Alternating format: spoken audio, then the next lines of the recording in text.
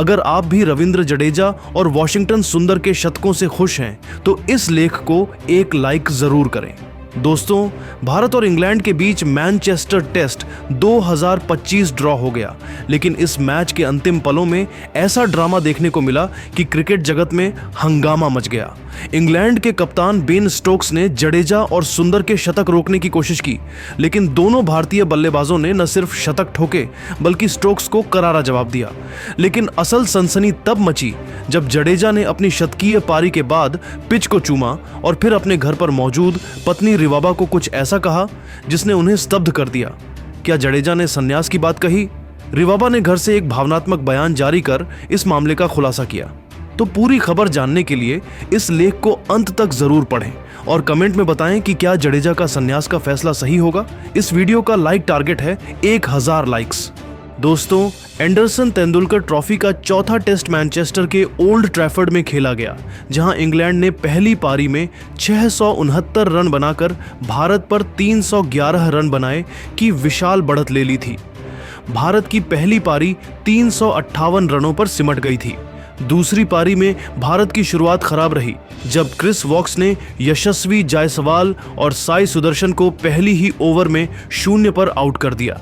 भारत का score 0 run पर 2 wicket था और हर कोई सोच रहा था कि भारत पारी से हार जाएगा, लेकिन कप्तान शुभमन गिल और केएल राहुल ने 174 रनों की साझेदारी कर भारत को संकट से निकाला।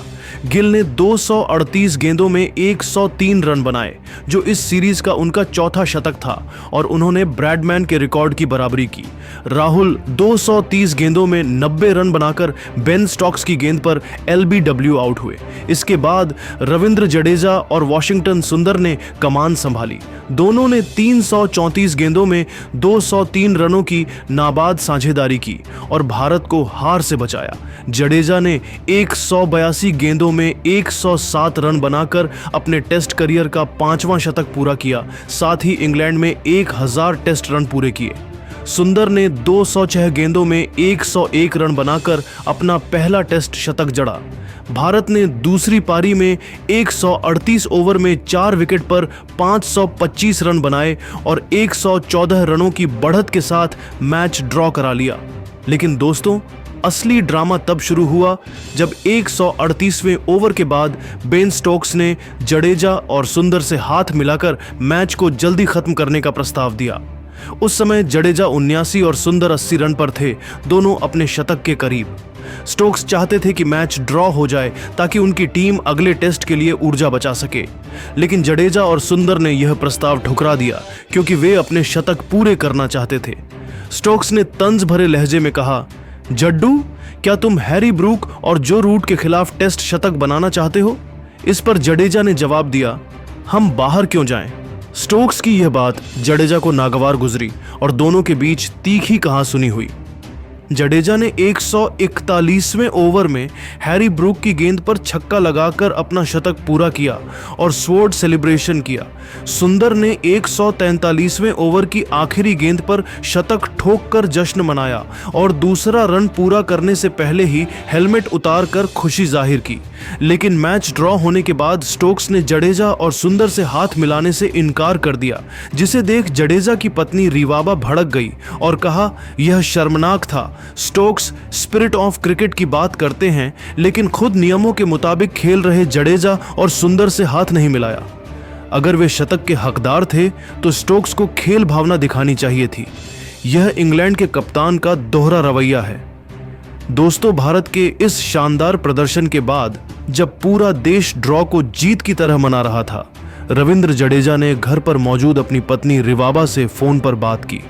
इस दौरान उन्होंने कुछ ऐसा कहा जिसने रिवाबा को स्तब्ध कर दिया। जडेजा इस मैच में चर्चा में थे, न सिर्फ अपने शतक के लिए बल्कि इसलिए भी क्योंकि उन्होंने पिच को चूमा जिसने संन्यास की अटकलों को हवा दी। रिवाबा ने घर से एक भावनात्मक बयान जारी करते हुए इस पल को साझा किया। रिवाबा ने कहा, मैच के बाद जब रविंद्र ने मुझसे फोन पर बात की, वह बहुत भावुक थे। मैंने उनसे पूछा, क्या हुआ? उन्होंने कहा, शायद यह मेरी इंग्लैंड की आखिरी टेस्ट सीरीज थी। मैंने पिच को चूमा क्योंकि यह मेरे करियर के सबसे खास पलों का गवाह रही है। मैं अब एक नया कदम उठाने की सोच रहा हूँ। उनकी यह बात सुनकर मेरी आंखें फटी की फटी रह गईं। मुझे यकीन ही नहीं हुआ कि रविंद्र संन्यास के बारे में सोच रहे हैं। यह ड्रॉ भारत के लिए किसी जीत से कम नहीं था, लेकिन वह बिल्कुल खुश नहीं लग रहे थे। मैं उन्हें दुखी नहीं देख सकती। रिवाबा ने आगे कहा, रविंद्र ने हमेशा क्रिकेट को अपनी जिंदगी माना है। यह शतक, इंग्लैंड में उनके 1000 टेस्ट रन और वह पिच को चूमने का पल, यह सब उनके लिए बहुत मायने रखता है। जब वह पिच को चूम रहे थे, मुझे लगा कि वह इस मैदान को, इस देश को और उन तमाम यादों को अलविदा कह रहे हैं। लेकिन मैंने उनसे कहा, तुम्हारी क्रिकेट यात्रा अभी खत्म नहीं हुई है। रविंद्र ने इस सीरीज में 5 अर्धशतक और यह शतक लगाकर दिखा दिया कि वह अब भी भारत के लिए मैच जिता सकते हैं। वॉशिंगटन सुंदर के साथ उनकी साझेदारी ने न सिर्फ मैच बचाया, बल्कि इंग्लैंड को हताश कर दिया। मैंने उनसे कहा, तुम एक योद्धा हो और एक योद्धा कभी मैदान नहीं छोड़ता।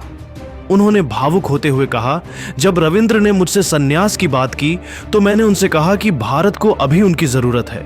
उनकी यह पारी सिर्फ रनों की नहीं, बल्कि आत्मविश्वास और जज्बे की थी।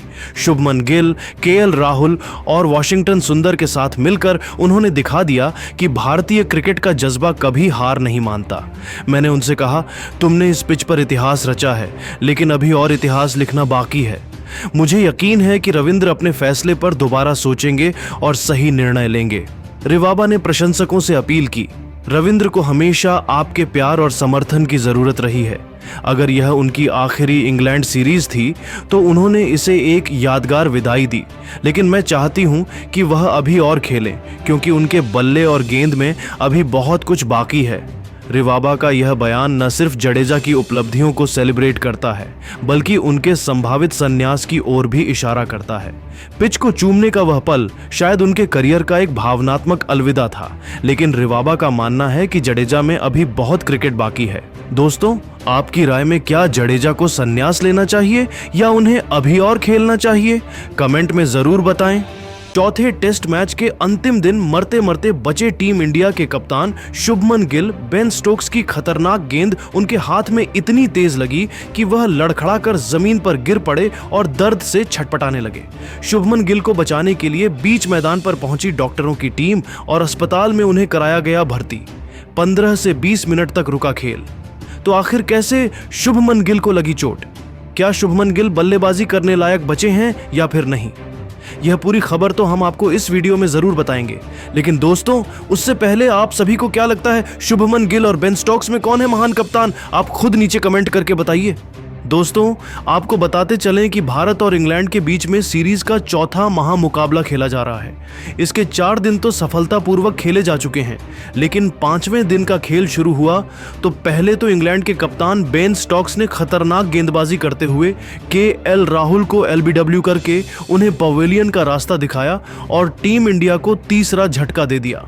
इसके बाद बेन स्टोक्स ने भारतीय कप्तान शुभमन गिल को टारगेट किया और खतरनाक गेंदबाजी करते हुए उन्हें खूब चकमा दिया। दोस्तों, टीम इंडिया का स्कोर 190 रनों के पार पहुंच गया था। कप्तान बेन स्टोक्स ने अपने हर गेंदबाज को आजमा लिया, लेकिन शुभमन गिल ने समझदारी से बल्लेबाजी करते हुए इंग्लैंड के हर गेंदबाज का डटकर मुकाबला किया। लेकिन दोस्तों, तभी इसी दौरान शुभमन गिल के साथ कुछ ऐसा होता है कि वह लड़खड़ाकर जमीन पर गिर उठाते हैं और उन्हें बचाने के लिए डॉक्टरों की टीम मैदान पर पहुंचती है। तो आखिर कैसे शुभमन गिल के साथ हुआ यह दर्दनाक हादसा? उनकी हालत अभी कैसी है? वीडियो के अंत तक बने रहिए, हम आपको पूरी खबर विस्तार से बताने वाले हैं। दोस्तों, आपको बता दें कि चौथे दिन का खेल खत्म होने तक टीम इंडिया का स्कोर 2 विकेट के नुकसान पर 174 रन था। शुभमन गिल और केएल राहुल दोनों खिलाड़ी मैदान पर डटे हुए थे। तभी बेन स्टोक्स ने केएल राहुल को एलबीडब्ल्यू करके गिल और राहुल की साझेदारी को तोड़ दिया। राहुल टीम इंडिया के लिए 90 रन बनाकर वापस लौट गए, लेकिन दोस्तों शुभमन गिल अभी भी मैदान पर डटे हुए थे और अब उनके साथ देने के लिए वॉशिंगटन सुंदर आ चुके थे। दोनों खिलाड़ियों ने मिलकर टीम इंडिया के स्कोर को आगे बढ़ाया। इंग्लैंड की कोशिश यही थी कि शुभमन गिल को आउट किया जाए, तभी बेन स्टोक्स ने नई चाल चली और 74वें ओवर में गेंदबाजी करने के लिए खुद आ गए। बेन स्टोक्स ने जानबूझकर शुभमन गिल को चोटिल करने का प्रयास किया। ओवर की दूसरी गेंद शुभमन के हाथ से लगने के बाद सीधा सिर पर जा लगी। गेंद की रफ्तार इतनी ज्यादा थी कि वह तुरंत छटपटाकर मैदान पर गिर पड़े। सबसे ज्यादा चोट उनके हाथ में लगी थी और लगभग